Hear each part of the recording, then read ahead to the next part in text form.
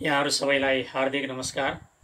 सधैँ चाहिँ आज पनि चाणक्य नीतिमा के छ नामक श्रृङ्खलामा यहाँहरू सबैलाई हार्दिक स्वागत गर्दछु। आजको 16औं श्रृङ्खला चाणक्य नीति दर्पणको 16औं अध्यायमा आधारित छ र यो 16औं अध्यायमा उपेन्द्र बजरा छन्दको एउटा श्लोक, शार्दूल विक्रीडित छन्दका 2वटा श्लोक र अनुष्टुप छन्दका 17वटा श्लोक गरी जम्मा 20वटा श्लोकमा यो चाणक्य नीतिको 16औं अध्याय संरचित छ। यसको संरचना यसरी भएको छ र यसमा विशेष गरेर मुख्य रूपमा हामीहरू किन आमाको यौवन रूपी वन फाड्ने वंशरो मात्रै हौं त? किन स्त्रीहरूले एउटा व्यक्तिसँग प्रेम गर्दैनन्? धन आदि पाएर घमण्ड आदि नगर्ने कोही छन् त संसारमा? विनाश हुने बेलामा बुद्धि किन विपरीत हुन्छ?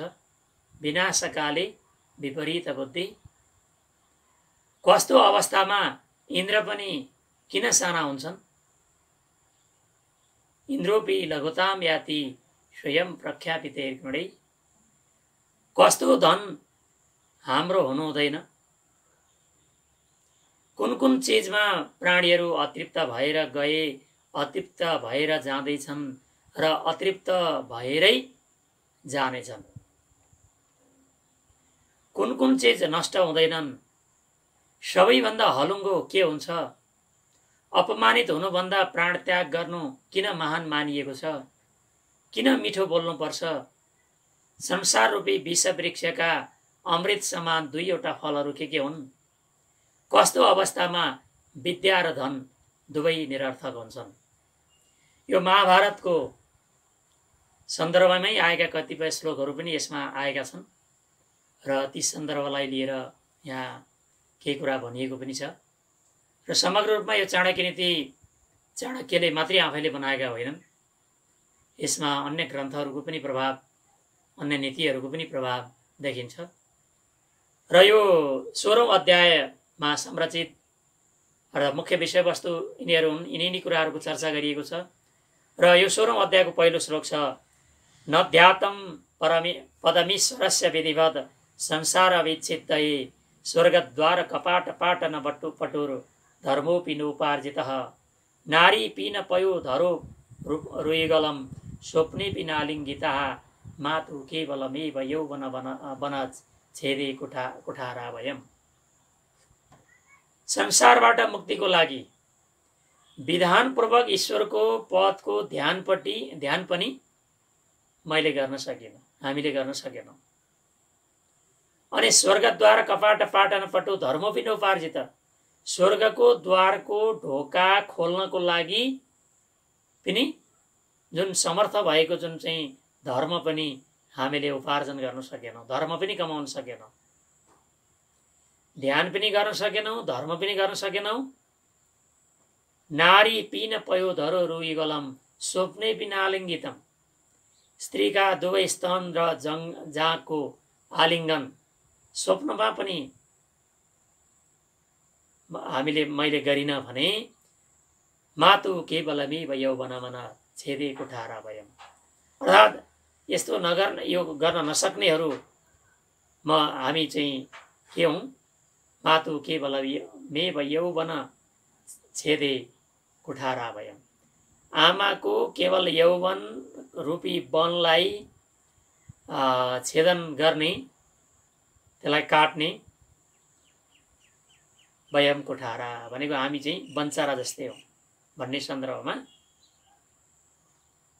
हामी आमाको चढ्दो उमेरलाई बिगार्नको लागि अब आमाको रूप बिग्रिन्छ सन्तान जन्मिएपछि भन्ने जुन कृष्णप्रसाद भट्टराईले आमा कवितामा लेख्नु भएको थियो, वास्तविक रूपमा आमाको रूप बिगार्नको लागि आमाको यौवन रूपी जुन चाहिँ हराभरा भएको सुन्दर चाहिँ वनलाई काटेर छिया पारेर नष्ट गर्नको लागि मात्रै हामी भयौँ। अर्थात् हामीले केही गर्न सकेनौँ भने त्यो भन्दा अरू केही हुँदैन भन्ने यो पहिलो श्लोकको आशय। जल्पन्ति सार्धमन्येन पश्यन्त्यन्यं सभिभ्रमः हृदये चिन्तयन्त्यन्यं न स्त्रीणाम एकतो रतिः। यो महिलाहरूलाई भनेको महिलाहरूको कसैसँग प्रेम एउटैसँग प्रेम हुँदैन भन्ने सन्दर्भ। पुरुषले पनि त्यसो गर्छन् होला है, तर अधिकांश रूपमा महिलालाई देखेर चाणक्यले यो बनाएका हुन सक्छन्। जल्पन्ती सार्धमन्ने अन्येन भनेको कसैसँग एउटासँग के गर्छन्, कुराकानी गर्छन्। पश्यन्त्यन्यम सबै भ्रमा भनेको चाहिँ अरू अर्कालाई के भएर अत्यन्त भाव विह्वल भएर अर्कालाई हेर्छन्। एउटासँग कुराकानी गर्छन्, एकदम लट्ठिएर कुराकानी गर्छन्, अर्कासँग अत्यन्त भाव विह्वल भएर कुराकानी गर्छन्। अनि फेरि हृदय चिन्तयन्त्यन्यम, अनि हृदयमा चाहिँ अर्कैलाई चिन्तन गर्छन्। न स्त्रीणाम एकतो रति, त्यसै कारणले गर्दा स्त्रीहरूमा एउटै व्यक्तिसँग प्रेम हुन गाह्रो छ भन्ने सन्दर्भमा चाणक्यले यो लेखे। तर यसलाई कति हामीले व्यवहारमा ल्याउन सक्छौँ, कति हामीले परीक्षण गर्न सकेका छौँ। पुरुषहरूमा पनि यस्तो चाहिँ 3 प्रकारको चाहिँ स्थिति हुनसक्छ, महिलाहरूमा पनि नहुन सक्छ। तर यसलाई चाहिँ हामीले विचार गरेर यसलाई अंगीकार वा अस्वीकार गर्ने हो। यो मोहान मन्मते मूढो रक्तियम मयि कामिनी सतस्या वशको भूत्वा नृत्येत क्रीडा शकुन्तवत्। जो मूर्ख विवेक चाहिँ नगरिकन चाहिँ यो सम्झिराखेका छन् कि कामिनीले फलानीले चाहिँ मैमाथि प्रेम गर्दछे भन्ने विचार गर्छन्, त्यस्ता मूर्ख त्यही स्त्रीको वशमा परेर जुन खेलको चटकेको पक्षी समान नाचिरहन्छन्। वास्तविक रूपमा कुनै पनि महिलाले पुरुषलाई हेर्दैमा महिलाले उसँग प्रेम गरेका हुँदैनन्। तर कतिपय पुरुष यस्तो चाहिँ लट्ठिएका हुन्छन्, प्रेम रूपी अन्धकारमा भुमरुमा परेका हुन्छन्, जसले गर्दा मलाई त उनले प्रेम गरेकी छन् भन्ने लाग्छ। वास्तविक रूपमा त्यो नभएर र त्यस्ता स्त्रीहरूको खेलबाट उनीहरू चाहिँ नष्ट हुन सक्ने स्थिति रहन्छ। त्यस हुनाले सबैले हेर्दैमा प्रेम गर्दैनन् र नहेर्दैमा प्रेम नगर्ने पनि हुँदैन। कोर्थान प्राप्य नगर्भितो विषयेणः कस्यापदोस्तम गतः स्त्रीभि कस्य न खण्डितं भुविमनः को नाम राजः प्रिय कः कालस्य न गोचरत्तमगमत् कोर्थी गतो गौरवम् को वा दुर्जन वा गुरासु पतितः क्षेमेण यातः पति। अर्थात् कसले धन चाहिँ आर्जन गरेर अभिमान नगर्ने भयो, अर्थात् धन पाएर जसले पनि घमण्ड गर्यो। कस्यापदस्थम गत विषयेण कस्यापदस्थम गत, कुन विषय भोगले विपत्तिको नष्ट गर्यो। हामीले धेरै जसो विषय भोग भाव चाहिँ वासनाहरू चाहिँ हामीले चाहिँ अंगीकार गर्न खोज्छौँ, तर ती विषयहरूले कुनै पनि विपत्ति दुःखको चाहिँ नष्ट गर्दैनन्, तर ती विषय भोगहरूले झन् दुःखै निम्ताउँछ। स्त्रीभि कस्य नखण्डितम भुविमनः को नाम राजा प्रिय। पृथ्वीमा कसको मनलाई स्त्रीहरूले खण्डित गरेका छैनन्, पगालेका छैनन्। को नाम राजा प्रिय भनेको कुन व्यक्ति चाहिँ राजाको प्रिय हुन सकेको छ। राजनीतिमा कोही पनि प्रिय र अप्रिय भन्ने कुरा हुँदैन, अप्रिय पनि भन्ने कुरा हुँदैन। आज भएको प्रिय भोलि अप्रिय हुन्छ, आज अप्रिय भएको भोलि प्रिय पनि हुन सक्छ। किनभने सबै स्वार्थवश हुन्छन् राजनीतिमा। को नाम राजा प्रिय ककालस्य नगोचरत्वमगमत् भनेको को चाहिँ मृत्युको बसमा गएन, कुन व्यक्ति चाहिँ जन्मेर मृत्युको मुखमा परेन, अर्थात् सबै परे, सबै पर्छन्। कोर्थी गतो गौरवम भनेको कुन व्यक्तिले मागेरै एकदम चाहिँ आफूलाई महान बनायो। मगन्ते भएर कुन व्यक्तिले उच्च स्थान प्राप्त गरे। भिक्षा मागेर वा कुनसुकै दानसान मागेर ग्रहण गरेर लिएर कुन व्यक्ति चाहिँ माथि पुग्यो अर्थात् गौरवता प्राप्त गर्यो, उच्च शिखरमा पुग्यो। को वा दुर्जन वा गुरासुपतितः छेमेण यातपति। यो दुष्टतामा नपरेर संसारबाट कुशलता कसले चाहिँ प्राप्त गर्यो अर्थात् कसैले नि प्राप्त गर्न सकेन। यी कुराहरू चाहिँ यसमा आए। न निर्मिता चैव न दृष्ट पूर्वा न श्रूयते हेममयः कुरङ्ग तथापि तृष्णा रघुनन्दनस्य विनाशकाले विपरीत बुद्धि। न निर्मिता चैव न दृष्ट पूर्वा, पहिला न चाहिँ निर्माण गरिएको थियो, न कसैले देखेको थियो। न श्रूयते हेममय कुरङ्ग, न कसैले सुनेको थियो सुनको मृग हुन्छ भन्ने कुरा। तथापि त्यो हुँदाहुँदै पनि रघुनन्दनस्य तृष्णा भनेको, रघुनन्दन भनेको रामको जुन तृष्णा हो, सुनको मृगको जुन तृष्णा हो, त्यो चाहिँ तृष्णाको पछाडि लागेर सम्पूर्ण चाहिँ परिवार पनि चाहिँले दुःख पाउनु पर्यो, आफूले दुःख पाउनु पर्यो, साराले चाहिँ दुःख पाउनु पर्यो। त्यसै कारणले गर्दा, किनभने विनाशकाले विपरीत बुद्धि, विनाश हुने बेलामा बुद्धि विपरीत भइन्छ। जस्तोसुकै विचार गरेर चाहिँ काम गर्न लागे तापनि यदि विनाश हुने विनष्ट हुने बेला आयो भने मान्छेको बुद्धिमा एउटा भ्रम उत्पन्न हुन्छ। त्यही भ्रमले गर्दा श्रीरामले पनि दुःख पाउनु पर्यो भने हामी मनुष्यहरूले दुःख नपाउने कुरै भएन। तैपनि हामीले धेरै मात्रामा विचार गरेर पाइला चाल्दै जान सक्यौँ भने निश्चय नै हाम्रो विनाश हाम्रो अगाडि आउन सक्ने छैन। सुगुणैरुत्तमां यान्ति नोच्चैरासन संस्थितै प्रसाद शिखरस्योपि काका किम गरुडायति। असल गुणले नै मान्छेलाई चाहिँ उत्तम बनाउने हो। जसमा असल गुण छ, असल गुणका कारणले नै मान्छेलाई चाहिँ के छ, उत्तमाम यान्ति भनेको चाहिँ माथि चढाउने हो। नोच्चै आसन संस्थितै भनेको उच्च आसन, ठुलो आसनमा बस्दैमा कोही पनि मान्छे चाहिँ के हुँदैन, उत्तम हुँदैन। अझ हाम्रा धेरै नेपाली परम्परामा हेर्ने हो भने, सामाजिक क्रियाकलापहरूमा कार्यक्रममा हेर्ने हो भने त सबै मान्छे चाहिँ अग्रासनमा गएर अतिथि आसन ग्रहण गर्न लालायित हुन्छन्। कि तल बसेका मान्छे सबै चाहिँ नालायक हुन् त? तल बसेका मान्छे जो दर्शक दीर्घामा बस्ने मान्छेहरू मञ्चमा बस्नेहरू भन्दा अज्ञानी र नीच हुनु त? त्यो होइन। अग्रासनमा बस्दैमा, उच्च आसनमा बस्दैमा मान्छे कोही उच्च हुन सक्दैन। आसन ग्रहणमा कसैको नाम पुकारिएन भनेर दुःख मनाउ पनि गर्नु पर्दैन। तर कसैलाई बोलाउने कसैलाई नबोलाउने गर्दा वास्तविक रूपमा अपमान हुन्छ उपस्थित भएकाहरू। प्रासाद शिखरस्योपि काका किम गरुडायति भनेको अत्यन्त ठुलो महलको चाहिँ उच्च चाहिँ छतमा बसेर पनि के काग गरुड जस्तो हुन सक्छ त? हुन असम्भव छ। त्यस हुनाले जसमा गुण छ, गुणले गर्दा मान्छे उत्तम हुने हो। उच्च अग्रासनमा जाने, उच्च हुने गुणले गर्दा हो। कोही ठुलो आसनमा बसेर, कुनै ठुलो पदमा बसेर मान्छे उच्च हुँदैन। नोच्चै आसन संस्थितै गुणा सर्वत्र पूज्यन्ते नम त्योपि सम्पदा पूर्णेन्दु किम तथा वन्द्यो निष्कलङ्को यथा कृशः।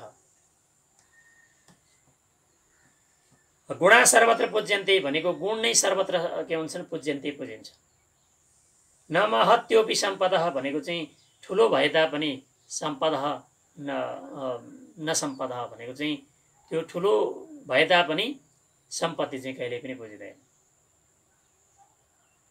पूर्णेन्दु किम तथा वन्द्यो,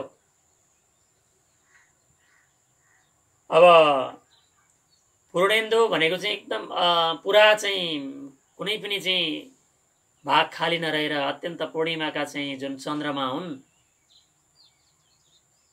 ती किन चाहिँ वन्दनीय छैनन्। जस्तो कि निष्कलङ्को यथा कृशः, जसरी चाहिँ कलङ्क नलागेका राहु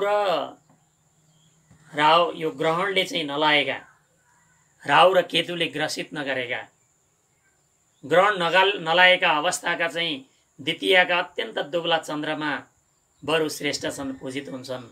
तर पूर्णिमा जुन ग्रहण लागेका बेलाका पूर्णिमाका चन्द्रमा वन्दनीय हुँदैन। त्यस कारणले गर्दा ठुलो हुँदैमा धेरै धन सम्पत्ति प्राप्त गर्दैमा कोही पनि मान्छे पूजित हुँदैन, गुण नै त्यसको पूजा हुने हो भन्ने सन्दर्भ यो 6औं श्लोकको सन्दर्भलाई पनि यो 7औं श्लोकले अझ पुष्टि गरेको छ। परस्तुतः गुणो यस्तो निर्गुणोऽपि गुणो गुणे भवेत् इन्द्रोऽपि लघुतां याति स्वयं प्रख्यापिते गुणे। परस्तुतः गुणः यस्तो निर्गुणोऽपि गुणे, अर्काले स्तुति गरियो, अर्काले प्रशंसा गरिदियो भने निर्गुणा भनेको चाहिँ गुणै नभएको मान्छे पनि के हुन्छ, गुणवान हुन्छ, प्रशंसा गर्न योग्य हुन्छ, सबैले त्यसलाई के गर्छन्, मान्छन्। तर इन्द्रोपि लघुतां याति, अब स्वर्गको राजा हुँ भनेर आफैले आफ्नो गुण चाहिँ बखान गर्दै हिँडे भने लघुतां याति भनेको चाहिँ के हुन्छ, नीच हुन्छन्, अर्थात् उनको इज्जत चाहिँ, उनको प्रतिष्ठा खुम्चिँदै जान्छ। इन्द्रोपि लघुतां याति स्वयं प्रख्यापितै गुणै। स्वयं प्रख्यापितै गुणै भनेको आफूले चाहिँ भनेका, आफूले नै चाहिँ बखान गरिएका गुणहरूद्वारा इन्द्र पनि के हुन्छन्, साना हुन्छन्। अर्काले भनिदियो भने निर्गुण मान्छे पनि गुणै हुन्छ। त्यस हुनाले गुण छ, म चाहिँ गुणवान छु भनेर आफ्नो गुणको बखान आफैले नगर्नु श्रेयस्कर मानिन्छ। विवेकिन मनो प्राप्त गुणायान्ति मनोज्ञतां सुतरां रत्नमा भाति चामी कर नियोजितम। विवेकीलाई पाएर गुण नै सुन्दरतामा प्राप्त हुन्छ। जस्तै सुनमा जोडिएको रत्न अत्यन्त सुशोभित हुन्छ। त्यसले चाहिँ गुण विवेकीलाई पाएर नै के हुन्छ, त्यो गुणले चाहिँ त्यो प्रकाशित हुने, सुन्दरता हुने, झलझल्ती बल्ने अवसर प्राप्त गर्दछ। त्यस हुनाले निर्गुणलाई पाएर, विवेकहीनलाई पाएर मान्छे के हुँदैन, प्रकाशित हुन सक्दैन, फैलिन सक्दैन, विस्तारित हुन सक्दैन। गुणै सर्वज्ञतुल्योपि सिद्धत्येको निराश्रय अनर्गमपि माणिक्यम हेमाश्रयम अपेक्षते। गुणहरूले युक्त भएको ईश्वरको समान पनि एक्लो निर्बल मनुष्यको दुःख मनुष्यले वास्तविक रूपमा दुःख पाउँछ। यदि गुणहरूले युक्त भए तापनि, ईश्वरको समान चाहिँ भए तापनि एक्लै चाहिँ छ भने निर्बल भनेको चाहिँ कमजोर मान्छे चाहिँ ले दुःख पाउँछ। अनमोल माणिक्य पनि सुनको अवलम्बनको अपेक्षा गर्दै जान्छ, अर्थात् सुनमा जडिन पाए हुन्थ्यो भन्ने अपेक्षा गर्छ। र त्यस कारणले गर्दा जसको यो चाहिँ गुणहरूले यो सबल चाहिँ भयो भने गुणहरू नि प्रकाशित हुन्छन्, निर्बल भयो भने गुणहरू पनि अन्धकारमा पर्न सक्छन् भन्ने सन्दर्भ यसको हो। अतिक्लेशेन ये अर्थ धर्मस्याति क्रमेण तु शत्रुणां प्रणिपातेन अर्थास्तेमा भवन्तु मे। मलाई त्यस्तो चाहिँ धन नआइदियोस्, मेरो हातमा त्यस्तो धन नपरोस्, मैले त्यस्तो धन आर्जन गर्न नपरोस् भन्ने आकांक्षा यहाँ राखिएको छ। कस्तो कस्तो त अतिक्लेशेन ये अर्थ भनेको अत्यन्त दुःख गरेर, शरीरलाई मारेर, ज्यानलाई चाहिँ ज्यानको बाजी लगाएर, साह्रै कष्ट सहेर जुन चाहिँ धन प्राप्त भएको छ, त्यस्तो धन चाहिँ मलाई प्राप्त नहोस् भन्ने अपेक्षा यहाँ गरिएको छ। धर्मस्याति क्रमेण तु भनेको धर्मको परिवर्तन गरेर, धर्म एउटा धर्मबाट अर्को धर्ममा परिवर्तन गरेर चाहिँ प्राप्त भएको धन पनि त्यो उपयुक्त छैन। मलाई त्यस्तो धन प्राप्त नहोस् भन्ने अपेक्षा यहाँ गरिएको छ। धेरै जसो क्रिस्चियन धर्मको लागि हिन्दू धर्मावलम्बीहरूलाई क्रिस्चियन बनाएर रोगहरू चाहिँ अब सुख सुविधाहरू दिने, पैसाहरू दिने, प्रलोभनहरू देखाएर धर्मान्तरण गर्ने अभियान पनि चलिरहेको सन्दर्भमा निश्चय नै त्यसरी गरिएर प्राप्त गरिएको धन मलाई प्राप्त नहोस् भन्ने अपेक्षा चाणक्यले यहाँ गरेका हुन्। शत्रुणाम प्रतिपादेन भनेको शत्रुहरूको चाहिँ पाउमा परेर प्राप्त भएको धन पनि मैले उपभोग गर्न नपरोस् भन्ने अपेक्षा यहाँ राखिएको छ। वास्तविक रूपमा स्वाभिमानी व्यक्तिहरूले यी 3 प्रकारका धनहरू, विवेकी, बुद्धिमान, पण्डितले यस्ता धनहरूको उपयोग गर्न हुँदैन। दुष्टहरूले त अवश्य गर्छन्। अत्यन्त दुःख भएर दुःख गरेर प्राप्त गरेको धन, अनि धर्मलाई चाहिँ धर्म परिवर्तन गरेर चाहिँ प्राप्त भएको धन, अनि शत्रुहरूको चाहिँ पाउ परेर जिउ हजुर गरेर शत्रुकै चाहिँ शरणमा परेर प्राप्त भएको धन, यी 3 प्रकारको धन चाहिँ स्वाभिमानी पण्डित बुद्धिमान विवेकी व्यक्तिहरूले उपयोग गर्नु हुँदैन भन्ने चाणक्यको दृष्टिकोण हो। किमतया क्रियते लक्ष्म्या यतिवधो रिव केवला या तो वेश्यैव सामान्य पथिकैरभिभुज्यते।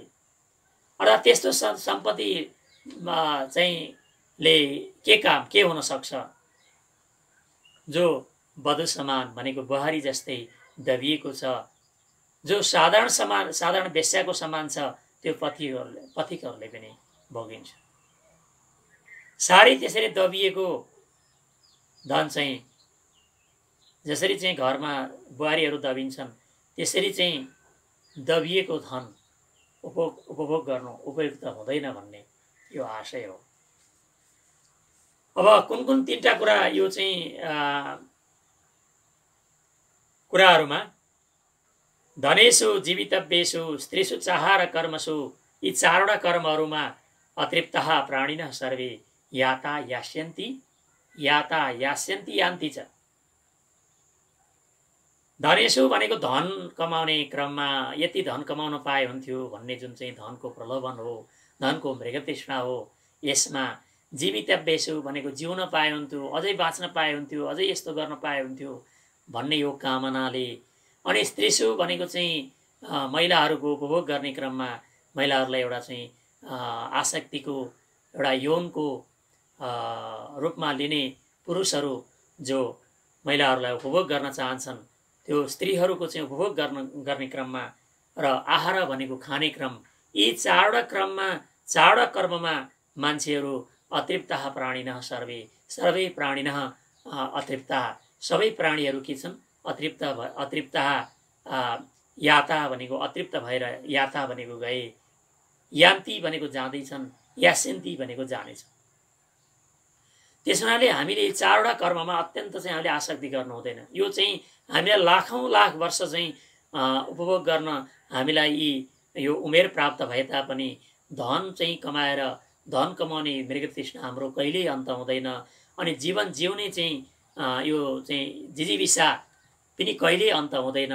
लाखौं करोडौं वर्ष हामीलाई उमेर प्राप्त भए तापनि स्त्रीसु भनेको चाहिँ यो चाहिँ महिलाले पुरुष र पुरुषले स्त्रीको सेवन गर्ने जुन यो चाहिँ आसक्ति भएर यौन इच्छा यौन चाहना पूर्ति गर्ने सन्दर्भ, यो पनि हामीलाई लाखौं करोडौं वर्ष प्राप्त भए तापनि, हामीलाई लाखौं करोडौं वर्ष जवानी प्राप्त भए तापनि यो मान्छेले कहिल्यै पनि तृप्त हुने कुरा होइन। र आहार भनेको खाने कुरामा पनि मान्छेको के छ, कहिल्यै तृप्त हुँदैनन्। यी 4वटा कुराहरू भूत भविष्य र वर्तमान तीनवटै कालमा कहिल्यै पनि मान्छे अगाएनन्, अगाउने छैनन् र अगाइराखेका छैनन्।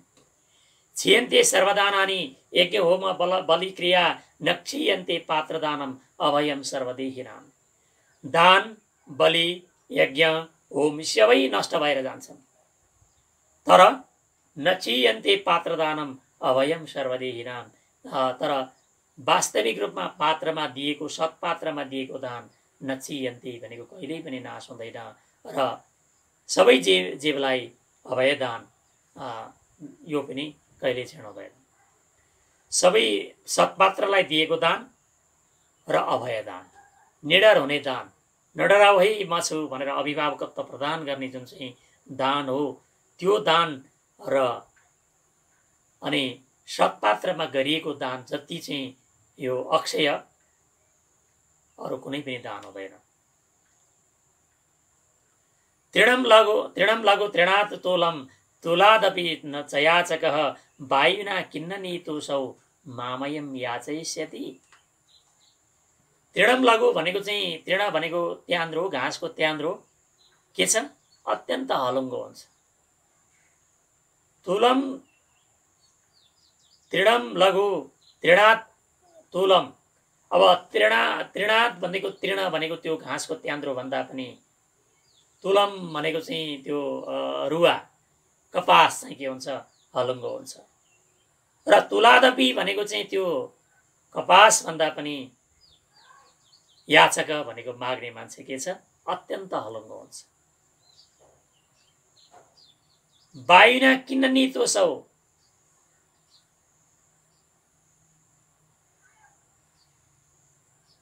अब वायुना भनेको वायुले किन नितोषौ भनेको वायुले यसलाई किन लगेन। मायामाम याचयस्यति, मलाई पनि माग्छ भन्ने सन्दर्भमा यो आएको हो। अब सबै मान्छे मगन्तेहरूबाट सबै मान्छे चाहिँ तर्सिन्छन्।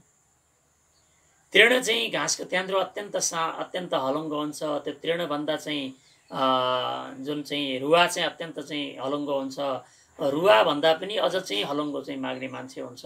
त्यो माग्ने मान्छेलाई देख्यो भने त्यो वायुले चाहिँ यसलाई किन लगेनन्, किनकि मसँगै पनि यो माग्न आउँछ भनेर मगन्तेप्रति मान्छेहरू अत्यन्त घृणा गर्छन्, राम्रो दृष्टि राख्दैनन् भन्ने सन्दर्भ यसलाई सन्दर्भमा यो आएको होला भन्ने लाग्छ। वरम प्राण परित्यागो मानभङ्गेन जीवनात्, प्राणत्यागे क्षणम दुःखम मानभङ्गे दिने दिने। बरु प्राणत्याग मानभङ्गेन जीवनात् प्राणत्याग वरम। अब मानभङ्ग भनेको सम्मानद्वारा असम्मान चाहिँ प्रतिष्ठामा आँच आएर असम्मानित भएर तिरस्कृत भएर जीवनात् भनेको जिउनु भन्दा प्राण परित्याग वरम, प्राण परित्याग गर्नु चाहिँ वरम भनेको श्रेष्ठ छ। किनकि प्राणत्यागे क्षणम दुःखम भनेको चाहिँ एकछिन चाहिँ प्राणत्याग गर्नमा क्षणम भनेको चाहिँ एकछिनलाई दुःख होला, तर मानभङ्गे दिने दिने भनेको सम्मानबाट चाहिँ च्युत हुँदै हुँदै गएर बेइज्जत भएर दिनदिनै बाँच्दा के हुन्छ, दिनदिनै दुःख प्राप्त गरिरहनुपर्छ। प्रिय वाक्य प्रदानेन सर्वे तुष्यन्ति जन्तवः, तस्मात् तदैव वक्तव्यं वचने कादरिद्रता। प्रिय वाक्य प्रदानेन भनेको मिठो वचन बोल्नाले सर्वे जन्तवः तुष्यन्ति भनेको सबै जन्तु भनेको प्राणीहरू तुष्यन्ति भनेको खुसी हुन्छन् भने तस्मात् त्यस कारणले गर्दा तदैव वक्तव्यम भनेको त्यस्तै मिठो वाक्य नै बोल्नु पर्दछ। वचने का दरिद्रता, मिठो वचन बोल्न के दरिद्रता अपनाउने, मिठो वचन बोल्नलाई केही खर्च हुँदैन। त्यस हुनाले तस्मात् तदैव वक्तव्यम वचने का दरिद्रता, मिठो वचन बोल्न के दरिद्रीपना ल्याउने, किन दरिद्र्याइ गर्ने र मिठो वचन बोलौँ भन्ने यो श्लोकको आशय हो। संसार विषवृक्षस्य द्वैफले ह्यमृतोपमे सुभाषितं च सुस्वादं संगति सुजनै सह। संसार रूपी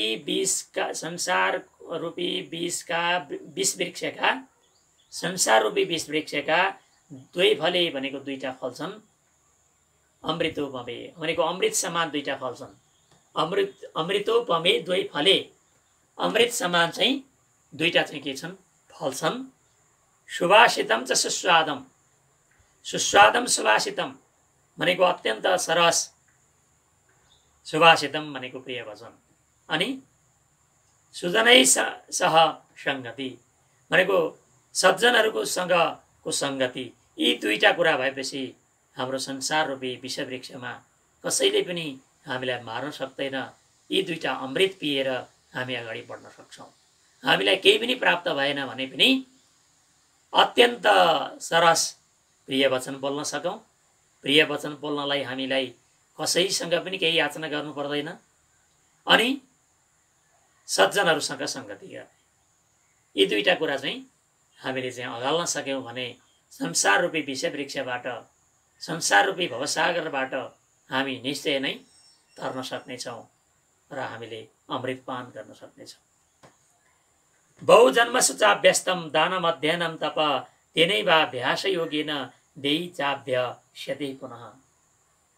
बहुजन्मसु भनेको धेरै जन्ममा, अभ्यस्तम भनेको अभ्यास गरेको, दानम भनेको दान दिने, अध्ययनम भनेको पढ्ने, तपह भनेको तपस्या गर्ने यो तेनैव अभ्यास योगिन भनेको त्यो अभ्यासको योगले नै त्यही अभ्यास फेरि फेरि गरिन्छ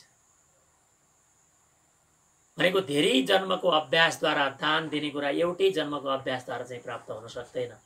अनि अध्ययन भन्ने कुरा पनि एउटै चाहिँ जन्मको चाहिँ तपस्याले यो अध्ययन चाहिँ सम्भव हुँदैन।